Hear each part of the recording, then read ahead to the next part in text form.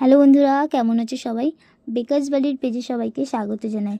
তো আজকে আমার এই কেকটার অর্ডার আছে, চলো রেডি করা যাক। তো এটা আমার 2 টায়ারের কেক ছিল। আর আমি ফার্স্ট টায়ারটা রেডি করে নিয়েছিলাম। এটা আমার পার্পল কালারের মধ্যে ছিল। আর এরপরে আমি সেকেন্ড টায়ারটা রেডি করে নিয়েছিলাম। সেকেন্ড টায়ারের মধ্যে আমি 1/2 পাউন্ড কেক দিয়েছিলাম। আর ফার্স্ট টায়ারের মধ্যে আমি 1.5 পাউন্ড কেক দিয়েছিলাম। আর এটা আমার দুটো কালারের মধ্যে আমি নিয়েছিলাম, একটা হচ্ছে ডার্ক পার্পেল আর একটা লাইট পার্পেল। নিচে আমি ডার্ক পার্পেল দিয়ে দিয়েছিলাম আর উপরটা আমি লাইটই রেখেছি।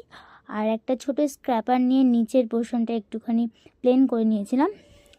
এরপরে উপরের দিয়ে দিয়েছিলাম সেকেন্ড টায়ারটা। আর 2 টায়ারের কেকে সবসময় নিচের টায়ারের ওপরেই ওপরের টায়ারটা ডিপেন্ড করে, তার জন্য আমি ট্রাই করছিলাম যে ওটা যাতে কম থাকে।